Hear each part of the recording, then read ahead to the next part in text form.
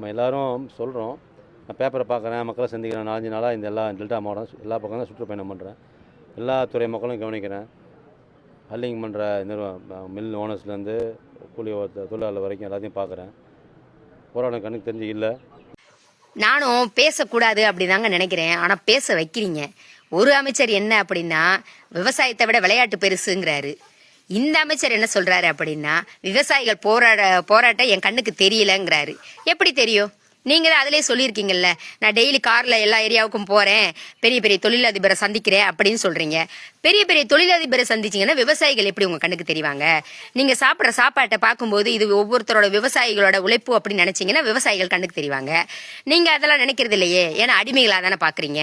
அதே போல கார்ல போறீங்கல்ல, ஏதோ ஒரு விவசாயி இடத்துல நல்ல உச்சி வெயில்ல ஒரு 10 நிமிஷம் விவசாயிகள் வேலை செய்யற இடத்துல நின்னா போதும், பார்த்தா போதும். நீ வேற வேலையெல்லாம் செய்ய வேண்டாம், அதை மட்டும் செய்யுங்க. அது செஞ்சீங்கனாலே விவசாயிகள் உங்க கண்ணுக்கு தெரிவாங்க. அதுவும் செய்யறது கிடையாது. அப்புறம் எப்படி விவசாயிகள் போராட்டம்லாம் உங்க கண்ணுக்கு தெரியும்? நான் உங்கள்கிட்ட ஒரே ஒரு கொஸ்டின் கேட்குறேன், அதுக்கு நீங்க பதில் சொல்லுங்க. விவசாயிகள் போராட்டம் என் கண்ணுக்கு தெரியலங்கிறீங்க. ஒன்று உங்க கண்ணில் ப்ராப்ளமா இருக்கும், சரிங்களா?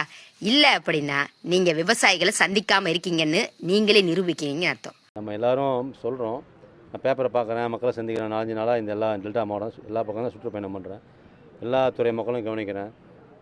ஹல்லிங் பண்ணுற மில் ஓனர்ஸ்லேருந்து கூலி தொழிலாளர் வரைக்கும் எல்லாத்தையும் பார்க்குறேன். போராட்டம் கண்ணுக்கு தெரிஞ்சு இல்லை. நானும் பேசக்கூடாது அப்படிதாங்க நினைக்கிறேன். ஆனால் பேச வைக்கிறீங்க. ஒரு அமைச்சர் என்ன அப்படின்னா விவசாயத்தை விட விளையாட்டு பெருசுங்கிறாரு. இந்த அமைச்சர் என்ன சொல்றாரு அப்படின்னா விவசாயிகள் போராட்டம் என் கண்ணுக்கு தெரியலங்கிறாரு. எப்படி தெரியும்? நீங்க தான் அதிலே சொல்லியிருக்கீங்கல்ல, நான் டெய்லி கார்ல எல்லா ஏரியாவுக்கும் போறேன், பெரிய பெரிய தொழிலதிபரை சந்திக்கிறேன் அப்படின்னு சொல்றீங்க. பெரிய பெரிய தொழிலதிபரை சந்திச்சீங்கன்னா விவசாயிகள் எப்படி உங்க கண்ணுக்கு தெரிவாங்க? நீங்க சாப்பிட்ற சாப்பாட்டை பார்க்கும்போது இது ஒவ்வொருத்தரோட விவசாயிகளோட உழைப்பு அப்படின்னு நினைச்சீங்கன்னா விவசாயிகள் கண்ணுக்கு தெரிவாங்க. நீங்க அதெல்லாம் நினைக்கிறது இல்லையே, ஏன்னா அடிமைகளாக தானே பாக்குறீங்க.